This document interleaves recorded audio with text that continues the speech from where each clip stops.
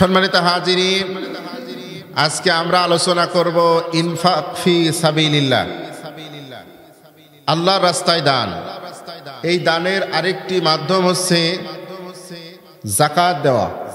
এই যাকাতের আরেকটি অংশ হচ্ছে ফসলের যাকাত দেওয়া।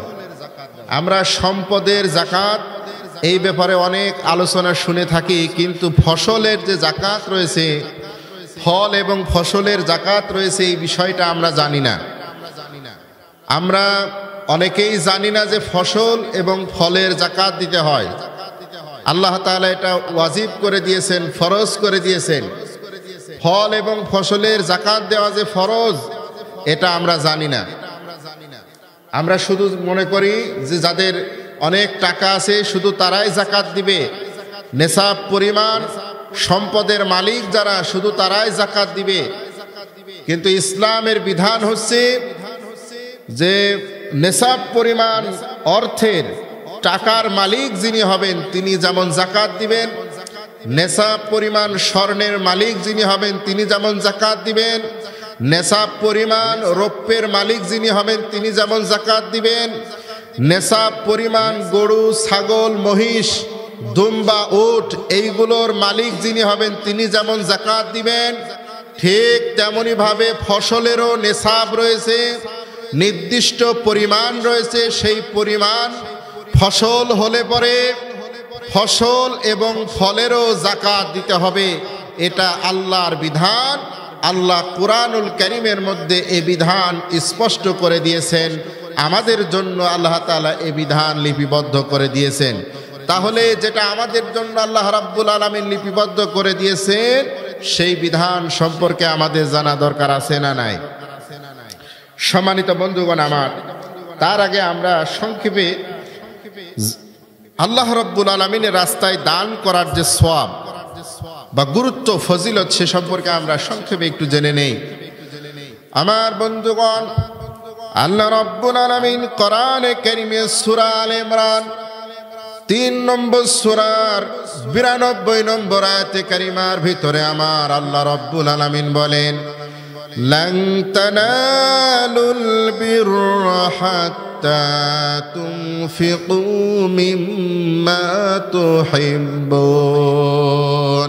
আল্লাহ রাব্বুল আলামিন জানিয়ে দেন, বান্দা তুমি যেই জিনিসটা ভালোবাসো, তোমার কাছে যেই জিনিসটা প্রিয়, সেই ভালোবাসার সেই প্রিয় জিনিসটা তুমি আল্লাহর রাস্তায় দান করো। তার মানে হলো এই আল্লাহর রাস্তায় যে জিনিসটা দান করতে হবে সেটা হতে হবে উত্তম জিনিস এবং ভালো জিনিস। কোনো নষ্ট জিনিস, পচা জিনিস আল্লাহর রাস্তায় দান করা যাবে না। কোনো নষ্ট, পচা, ছেঁড়া জিনিস যদি আল্লাহর রাস্তায় দান করা হয়, ওই দান আল্লাহর দরবারে কবুল হবে না। আমার বন্ধুগণ, আল্লাহর নবী জনাবে মুহাম্মদুর রাসূলুল্লাহ সাল্লাল্লাহু আলাইহি ওয়াসাল্লাম একদিন দেখতে পেলেন মসজিদে নববীর সঙ্গে কিছু খেজুর বাঁধা রয়েছে, খেজুরের একটা আটি বাঁধা রয়েছে। আল্লাহর নবী দেখলেন সেই খেজুরটা খুবই নিম্নমানের। আল্লাহর নবী বললেন, কে এই খেজুরের এই গোছাটা কে দান করেছে? এত নিম্নমানের খেজুর কে দিয়েছে? ওই ব্যক্তিকে যদি এই খেজুর দেওয়া হয়, ওই ব্যক্তি নিজেও এই খেজুর খাবে না। আমার বন্ধুগণ, অনেক মানুষ আছেন যে ভালোটা নিজের জন্য ব্যবহার করেন, নিজের জন্য রেখে দেন, কিন্তু আল্লাহর জন্য, রাসূলের জন্য, মসজিদ মাদ্রাসার জন্য, এতিমদের জন্য, গরিবদের জন্য যেটা বাজেট করেন সব থেকে নিম্নমানেরটা। কথা বলেন ঠিক কিনা? যেমন দেখা যায় মসজিদের জন্য যদি কালেকশন করতে যাওয়া যায়, সবাই না, সবাই ভালো আছে, 2-1 আছে এরকম যে ভালো ধানটা দেবে না, ওই যেই ধানের মধ্যে সিটি আছে বেশি ওইটা দেয়। পেঁয়াজ কালেকশনের সময় ভালো পেঁয়াজটা দেয় না, যেটা ফাটা পেঁয়াজ আছে ওইটা দেওয়ার চেষ্টা করে। কথা বলেন ঠিক কিনা? তবে আপনার এই এলাকায় নাই, অন্য এলাকায় আছে, এইরকম করে। পাট কালেকশন করতে গেলে ভালো যেটা ধুয়েছে, ভালো রং হয়েছে সেটা না দিয়ে যেটা রং হয় নাই ওইটা দেওয়ার চেষ্টা করে, ঠিক কিনা? কিন্তু আল্লাহর রাস্তায় যেটা দান করতে হবে সেটা সর্বোত্তমটা দান করার নির্দেশনা দিয়েছেন কে? আল্লাহ রাব্বুল আলামিন। আমার বন্ধুগণ, যারা আল্লাহর রাস্তায় দান করে তারা হলো ঈমানদার। তাদের পরিচয় আমার আল্লাহ তাআলা দিয়েছেন সূরা বাকারার মধ্যে ৩ নম্বর আয়াতে আমার আল্লাহ পাক বলেন, আল্লাযীনা ইউমিনুনা বিল গায়বি ওয়া ইউকিমুনাস সালাতা ওয়া মিম্মা রাযাকনাহুম ইউনফিকুন।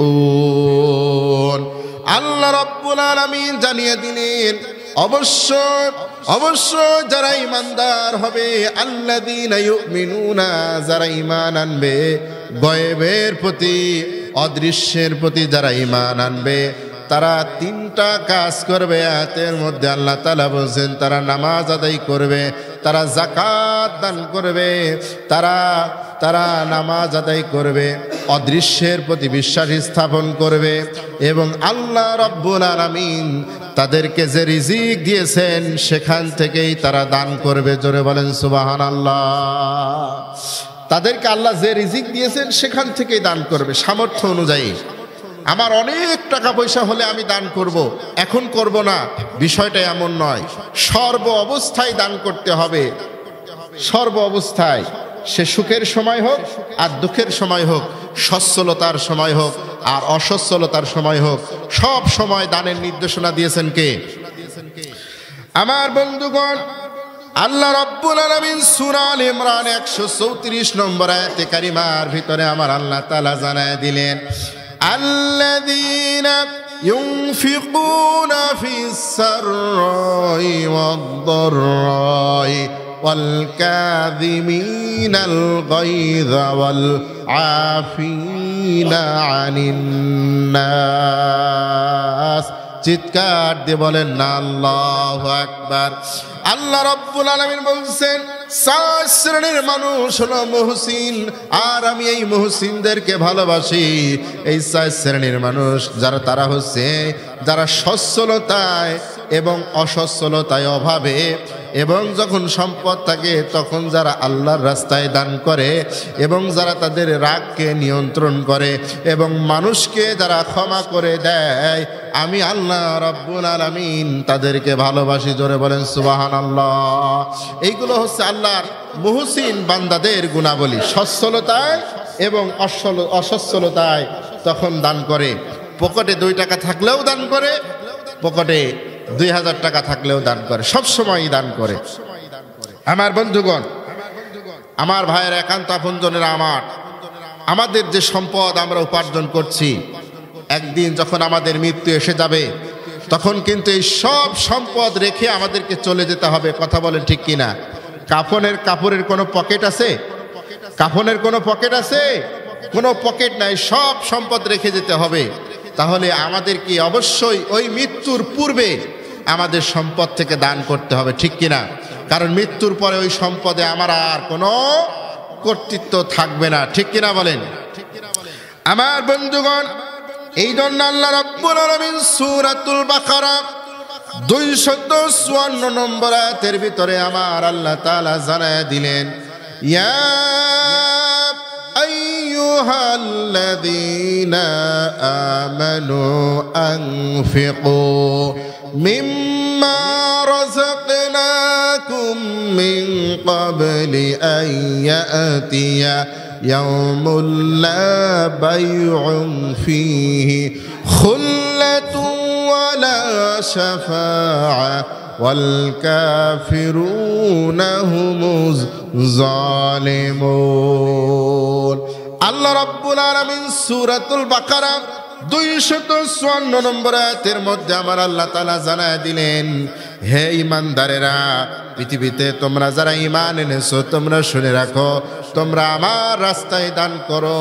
ওই দিন আসার পূর্বে, যেই দিন আর কোনো বেচা কিনা চলবে না, আর কোনো কিছু বিক্রয় করা হবে না, ক্রয়ও করা হবে না।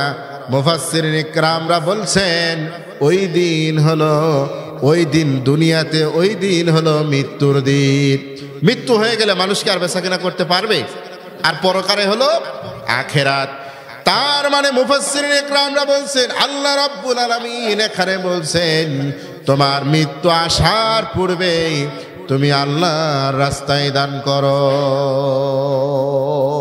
কারণ আখেরাতে কোনো কেনাবেচা চলবে না।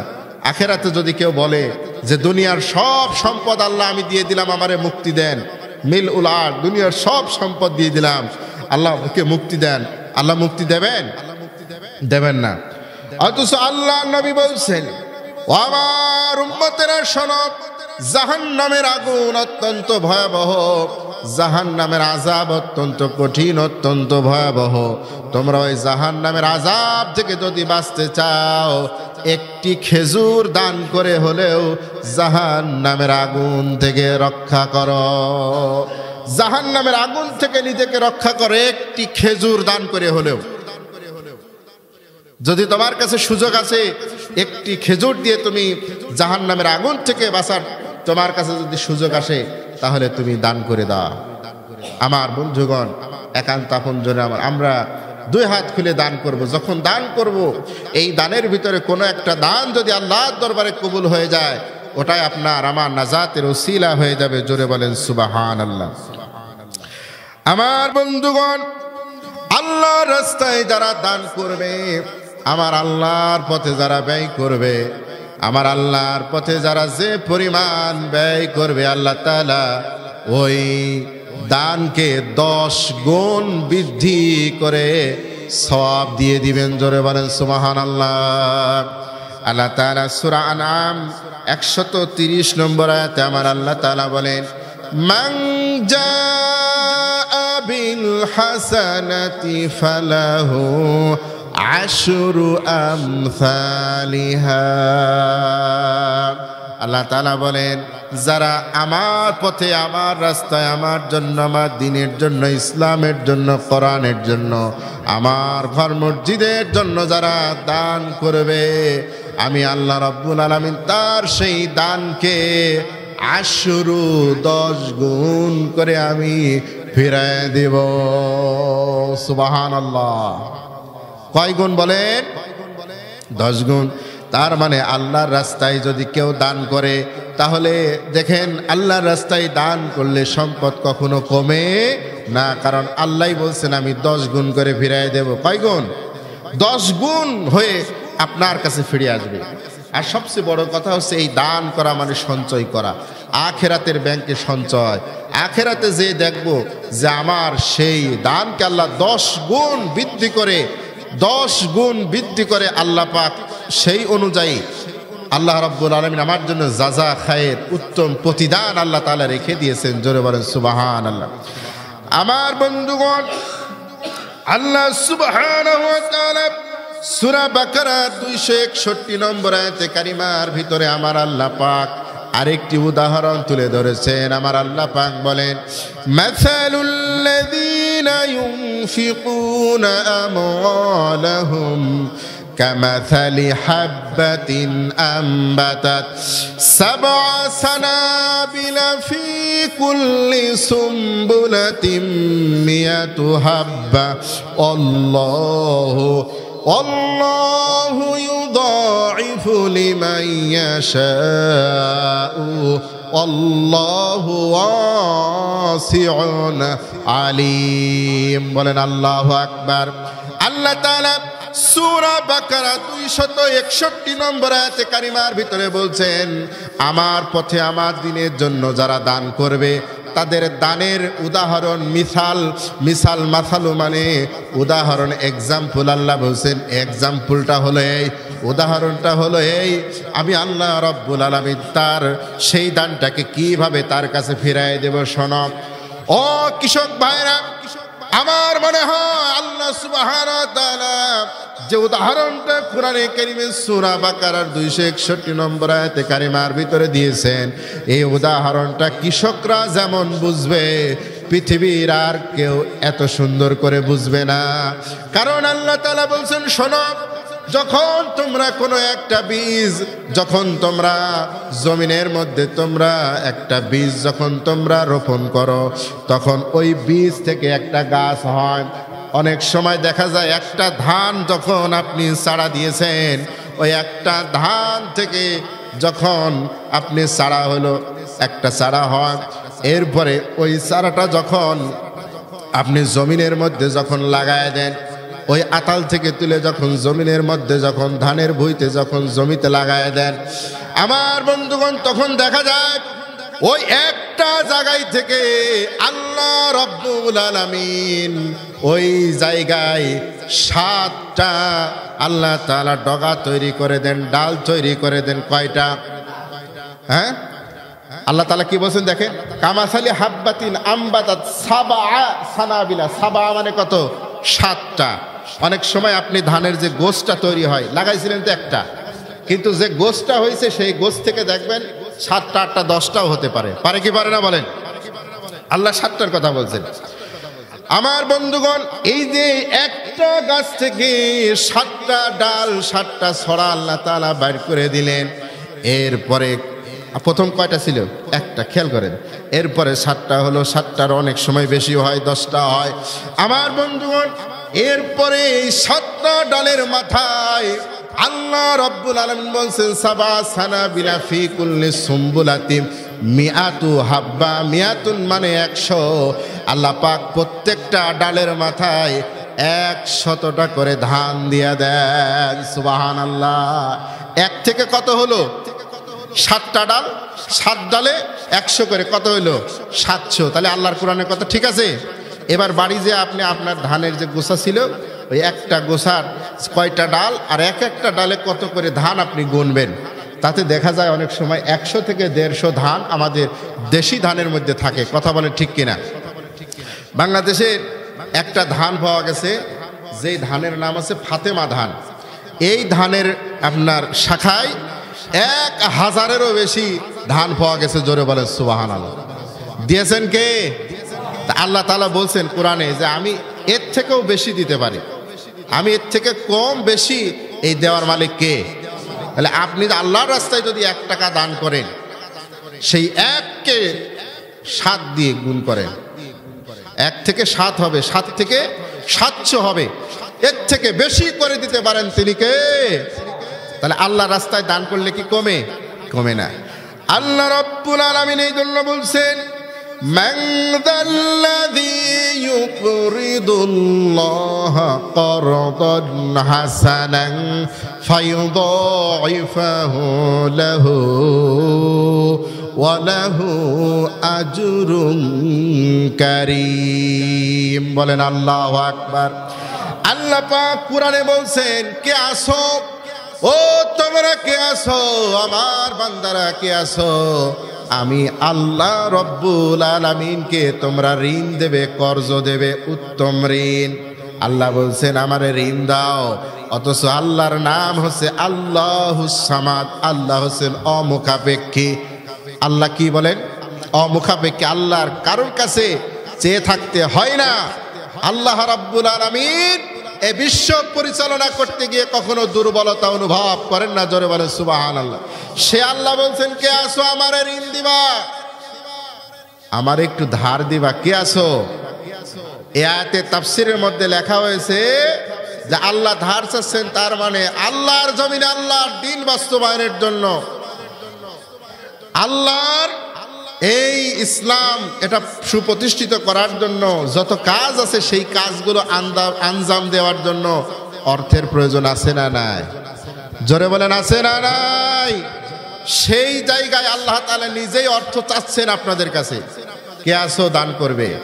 যখন আপনাদের কাছে প্রেজেন্টেশন করা হবে যে আল্লাহর দ্বীনের জন্য দান করেন, আল্লাহর ঘরের জন্য দান করেন, মসজিদের জন্য দান করেন, তখন আপনাদেরকে দিতে হবে। আর মনে রাখতে হবে, আপনার কাছে দুনিয়ার কোনো মানুষ চায় নাই, আল্লাহ নিজেই চেয়েছেন। জোরে বলেন সুবহানাল্লাহ।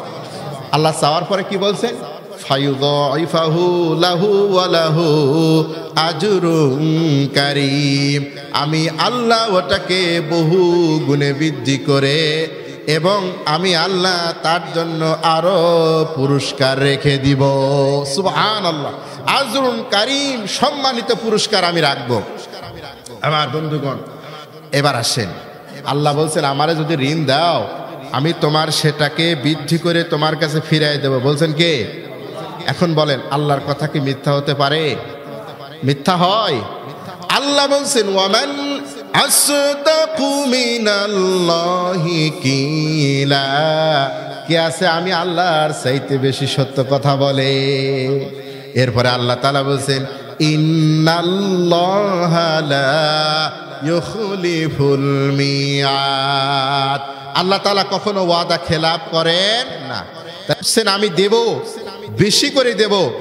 প্রথম বলছে আল্লাহ 10 গুণ করে দিবেন, তারপরে কোরআনের আয়াত দিয়ে বলছি 10 গুণ দিবেন, তারপরে বলছি আপনার ওটাকে আল্লাহ 700 গুণ করে দিবেন, তারপরে বলছি যে আল্লাহ তাআলা আপনাকে ওটা বৃদ্ধি করে এর সাথে আল্লাহ তাআলা আপনাকে সম্মানজনক পুরস্কার দান করবেন।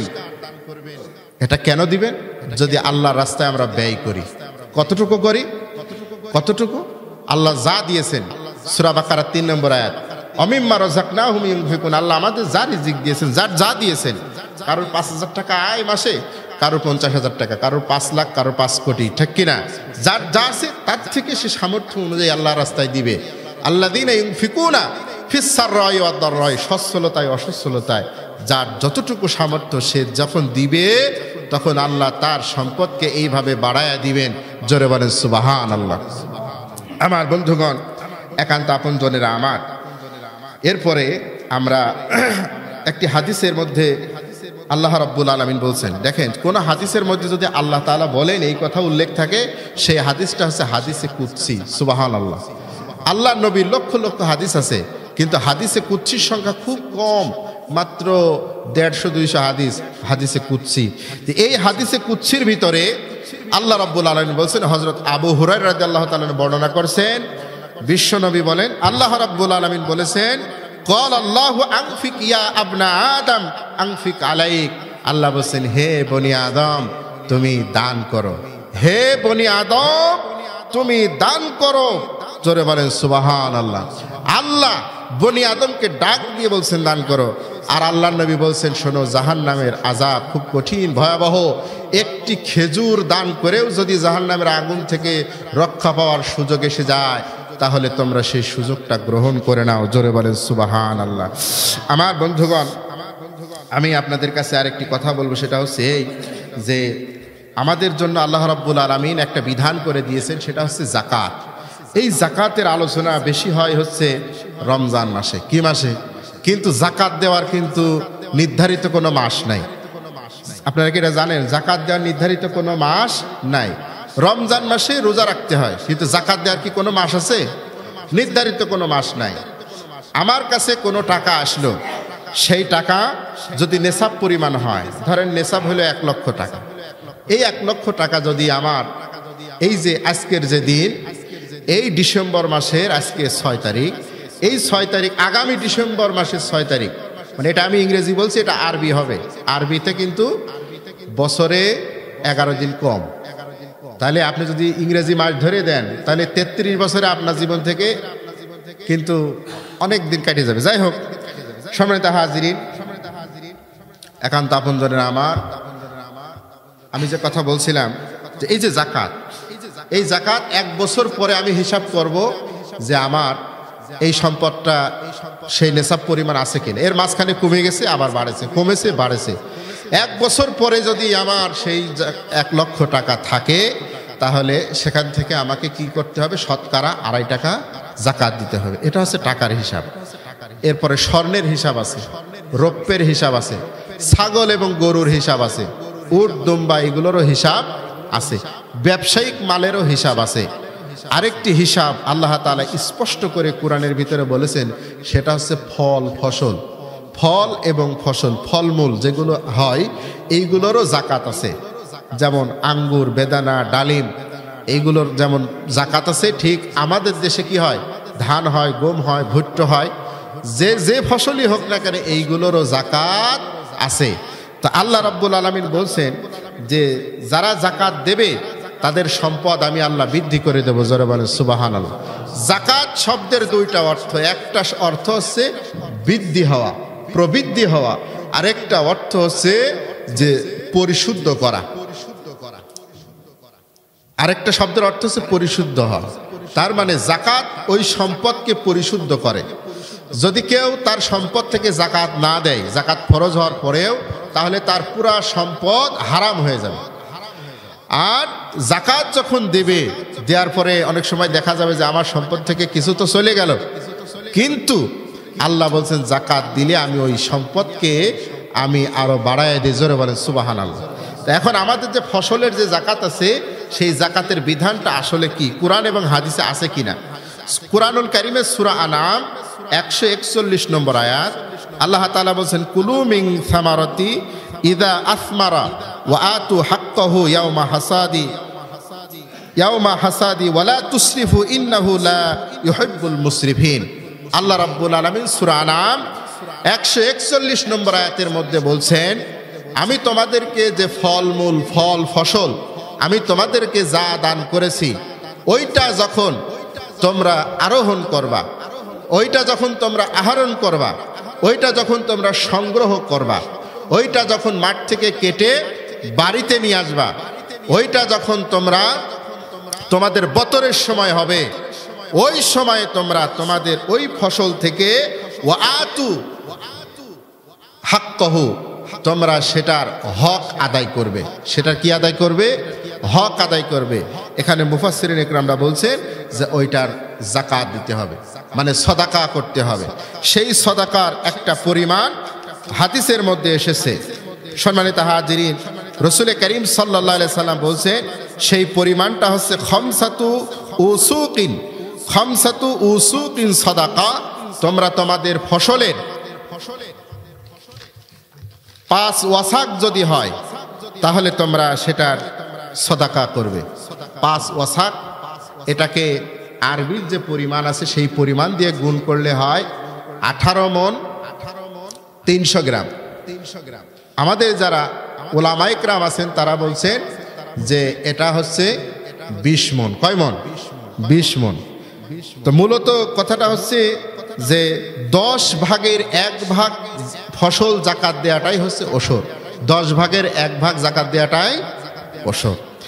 তো সেটা কিভাবে 10 ভাগের 1 ভাগ আর কিভাবে 20 ভাগের 1 ভাগ জাকাত হবে, সেই ব্যাপারেও আল্লাহ নবী সাল্লাল্লাহু আলাইহি সাল্লামের একটি হাদিস আছে। বুখারী শরীফের 1484 নম্বর হাদিস। আল্লাহ নবী বলছেন, ফিমা সাকাতিস সামাই ওয়াল উয়ুনা ওয়া কানা আসারিয়াল উশরা ওমা সুকিয়া নাদহি নিসফুল উশরা। আল্লাহ নবী সাল্লাল্লাহু আলাইহি ওয়াসাল্লাম বলছেন যে আল্লাহ রাব্বুল আলামিন যদি আসমান থেকে বৃষ্টি বর্ষণ করেন, আর যদি সেখানে ঝর্ণার কোনো ধারা প্রবাহিত থাকে, ঝর্ণা ধারা প্রবাহিত থাকে, এই ঝর্ণার পানি আর বৃষ্টির পানির সাহায্যে যদি তোমরা কোনো ফসল উৎপাদন করো, তার মানে আপনি ধান লাগাইছেন, গম বুনে দিয়েছেন, পাট বুনেছেন, এরপরে আপনার আর কোনো সেচ দেওয়া লাগে নাই, কোনো ওষুধ দেওয়া লাগে নাই, কোনো কীটনাশক দেওয়া লাগে নাই, কোনো খরচ আপনার করা লাগে নাই, তাহলে ওই সম্পদ যদি 10 মণ আপনার ঘরে আসে, 10 ভাগের 1 ভাগ, 10 ভাগের কয় ভাগ? 1 ভাগ আশারা, আশারা মানে 10, দশমাংশ মানে 10 অংশের 1 অংশ আল্লাহর রাস্তায় আপনাকে দান করতে হবে। তাহলে 10 ভাগের কয় ভাগ? তাহলে 10 মণে কয় মণ? অনেকেই আমরা 10 মণ পাট, 10 মণ গম, 10 মণ ধান আমরা পেয়ে থাকি, কিন্তু কখনোই কি আমরা 1 মণ আল্লাহর রাস্তায় দিয়েছি? দেয় নাই। আরেকটা জিনিস খেয়াল রাখবেন যে অনেক সময় বৃষ্টির পানিতে হয় না, আমাদের নিজেদের সেচ দিতে হয়, আমাদের নিজেদের ওষুধ দিতে হয়, কীটনাশক দিতে হয়, অনেক খরচ আছে। এই ক্ষেত্রে নিয়ম হলো যে 20 ভাগের 1 ভাগ। কয় ভাগ? 20 ভাগের 1 ভাগ। তাহলে আমার ঘরে যদি 20 মণ ধান, 20 মণ গম, 20 মণ পেঁয়াজ, 20 মণ রসুন, 20 মণ পাট যদি আসে, আমাদের যেগুলো আপনারা চাষ করেন, 20 মণ তিল, 20 মণ সরিষা যদি কখনো আসে, সেখান থেকে 20 ভাগের 1 ভাগ আপনি যত টাকাই আপনি জমিতে খরচ করেন, 20 ভাগের 1 ভাগ আল্লাহর রাস্তায় দান করতে হবে। 20 মণে 1 মণ, 100 মণে কয় মণ? 5 মণ। তাহলে 100 মণ ধান অনেকেই পায় আমাদের সমাজে, আছে না নাই?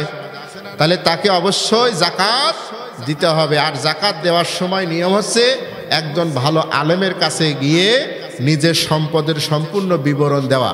বিবরণ দেওয়ার পরে তিনি হিসাব করে দিবেন যে আপনার সম্পদের এখন কত টাকা জাকাত হলো বা আপনার ফসলের কতটুকু জাকাত হলো, তখন সেই জাকাতটা দিতে হবে।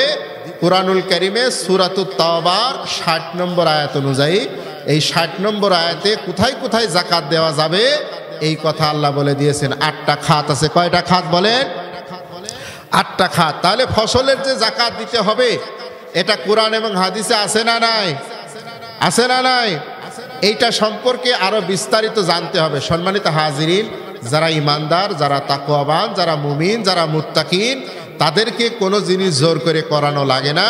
যখন তারা কোনো জিনিস জানে সেটা আরো বেশি জানার জন্য চেষ্টা করে এবং মনে করে যে আমার এটা হারাম হয়ে যাচ্ছে কিনা, এটা আমার গুনাহ হচ্ছে কিনা, তখন সে এটা জানে, জানার পরে সে সেটা পালন করার চেষ্টা করে।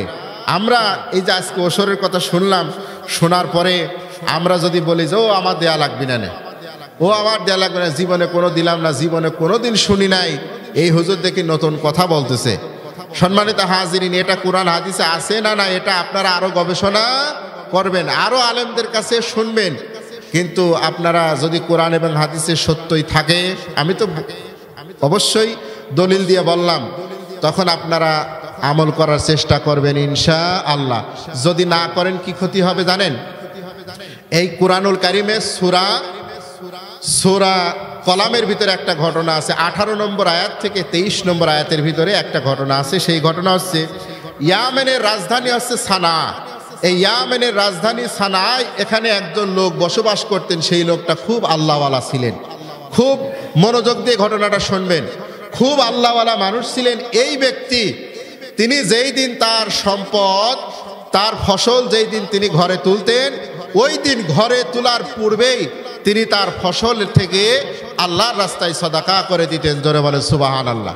গরিব মানুষেরা ওই দিন তার বাড়িতে চলে আসতো যে আজকে অমুক ফসল কাটবে, আমাদেরকে দান করবে। আমার বন্ধুগণ, তো একদিন উনি হঠাৎ করে মারা গেলেন। মারা যাওয়ার পরে ওনার 4টা ছেলে ছিল। এই 4টা ছেলে না, 3টা ছেলে ছিল। এই 3টা ছেলে ওনারা পরামর্শ করলেন, আসলে আব্বা যে এই যে বছর বছর এই কাজটা করতেন, এই যে ধান পান এইগুলো নিয়ে এসে মানুষকে যে এইভাবে দিতেন, তা আমরা তো হিসাব করে দেখতেছি যে এই পরিমাণটা অনেক, এত টাকা, এত পয়সা, এত ধান চাল এইভাবে যে মানুষকে দিয়ে দিতেন, এইটা আমরা আর দেব না, এটা আমরা কি করব না, দেব না। তখন তারা চিন্তা করলেন যে আমরা যদি ধান, আমরা যদি গম, আমরা যদি ওই সরিষা কেটে বাড়িতে নিয়ে আসি, আমরা দিই আর না দেই, প্রতি বছর তা আব্বা দিতেন, যার কারণে গ্রামের মানুষের কাছে প্রচলন আছে, তারা আমাদের বাড়িতে চলে আসবে। তাহলে কি করতে হবে? তারা পরামর্শ করলো, শোনো, আমরা ফসল ঠিকই বাড়িতে নিয়ে আসবো, আমরা ফসল ঘরেও তুলবো, কিন্তু কোনো গরিব মানুষ জানবে না, কোনো গরিব মানুষকে জানতে দেব না। তাহলে কি করব?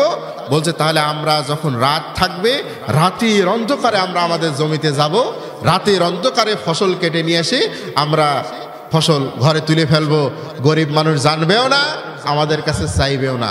আমার বন্ধুগণ, রাত যখন হয়ে গেল, গভীর রাতে ওই ছেলেরা একে অপরকে ডাকলো, এক ভাই আরেক ভাইকে ডাকে 3 জন তারা জমিতে চলে গেছে। যাওয়ার পরে এবার তারা তাদের জমিতে যখন তারা গেছে, যাওয়ার পরে ওরা অবাক হয়ে গেছে, হতবাক হয়ে গেছে। যাওয়ার পরে দেখে যে ওই তাদের যে ফসল, ওই ফসল আল্লাহর গজবে, আল্লাহর ক্রোধে গজবে ওই পুরা ফসল পুড়িয়ে নষ্ট হয়ে গেছে, পুরা ছাই পড়ে আছে। তখন একজন আরেকজনকে বলছে, ভাই, আমরা মনে হয় ভুল করে ওই দক্ষিণের মাঠে না যায় উত্তরের মাঠে চলে আসি, আমার ভুল মনে হয়, আমরা চিনতে পারতেছি না, রাতের অন্ধকারে আমরা মনে হয় অন্য জায়গা চলে আসছি। তারপরে তারা দাঁড়ায় আছে। দাঁড়ানোর পরে কিছুক্ষণ পরে একটু আলো যখন, রাত যখন সরতেছে, যখন দিনের আলো প্রকাশিত হচ্ছে, তখন তারা তাকায় দেখলেন যে এই জমি তাদের জমি, এই জমি তার বাপের জমি, এটাই তার পৈতৃক সম্পত্তি, এই জমিতেই তারা ফসল করেছিলেন, ফসলগুলো পেকেছিল, এটাই তারা ঘরে তুলবেন। কিন্তু যখন তারা সিদ্ধান্ত নিয়েছে এই ফসলের মধ্যে যে গরিবদের হক আছে, এই হক আমরা দেব না, তখন আল্লাহ বলছেন তোদেরও খাতি। আল্লাহ তাআলা ওইটা একদম একদম জ্বালায় পুরায় ভস্ম করে দিয়েছেন। কোরআনের ডাইরেক্ট আয়াত নাজিল করে আল্লাহ তাআলা বিশ্বনবীকে ঘটনা শুনায় দিচ্ছেন আমাদের জন্য। তখন তারা বলল, বাল নাহনু মাহরুমুন, আমরা বঞ্চিত হয়ে গেলাম, আমরা মাহরুম হয়ে গেলাম। তখন তারা মাথায় হাত দিয়ে হাই হাই করতে করতে ওখানে বসে পড়ল। ওই ফসল আল্লাহ একদম নষ্ট করে দিয়েছিলেন। তাহলে আমার আপনার জন্য আমার আপনার আল্লাহ তাআলা যে সম্পদ দিয়েছেন, সেই সম্পদে যদি গরিবদের হক থাকে, এই হক দিতে আমাদের কোনো আপত্তি আছে? জোরে বলেন, কোনো আপত্তি আছে? আল্লাহ তাআলা কাকে কাকে আপনি দিবেন সেই লিস্টটা আল্লাহ তাআলা করে দিয়েছেন। 8টা খাতে আপনি আপনার জাকাতটা দিতে পারবেন। এই 8টা খাতের নিচের লাইনে আল্লাহ তাআলা বলেছেন, ফি সাবিলিল্লাহ, তোমরা যখন জাকাত দিবে আমি আল্লাহ তাআলা একটা খাত নিযুক্ত করে দিলাম, সেটা হচ্ছে আল্লাহর রাস্তায় তোমরা দান করবে। আল্লাহর জমিনে আল্লাহর দ্বীন প্রতিষ্ঠার কাজের জন্য তোমরা জাকাতের অর্থ দিবে, কারণ জাকাতের অর্থ দিলে আল্লাহর দ্বীন প্রতিষ্ঠিত হবে। আল্লাহর দ্বীন যদি প্রতিষ্ঠিত হয়, তাহলে রাষ্ট্রীয়ভাবে যারা জাকাত দেওয়ার সামর্থ্যবান ব্যক্তি আছে, রাষ্ট্র তাদের কাছ থেকে জোর করে হলো জাকাত নিবে। ঠিক কিনা বলেন? আমাদের দেশে কি এখন জোর করে কারো কাছ থেকে জাকাত নেওয়া হয়? স্বেচ্ছায় কেউ দিলে দেয়, না দিলে না দেয়। তো স্বেচ্ছায় যখন দেয়, তখন কিছু কিছু মানুষ টাকা পয়সা দেয়, আর কিছু কিছু মানুষ লুঙ্গি আর শাড়ি দেয়। যে জিনিসটা দেয় ওটা অচল জিনিস, কথা কন ঠিক কিনা? একদম নিম্নমানের জিনিস দেয়। আবার অনেক টাকা পয়সাওয়ালা মানুষ আছে, তারা জাকাতই দেয় না। ঠিক কিনা বলেন? আল্লাহ নবীর খলিফা হযরত আবু বকর রাদিয়াল্লাহু তাআলা বলেছেন, যারা জাকাত দিতে অস্বীকার করবে তারা যেন আল্লাহ রসুল আর হযরত আবু বকরের সঙ্গে জিহাদের জন্য প্রস্তুতি নেয়, যুদ্ধের জন্য প্রস্তুতি নেয়। সম্মানিত হাজিরিন, তাহলে জাকাত দেওয়ার যতগুলো খাত আছে তার মধ্যে একটা গুরুত্বপূর্ণ খাত হলো কি? আল্লাহ রাস্তায় দান করা। আমার বন্ধুগণ, আমাদের আলোচনা আমরা এখানেই শেষ করছি।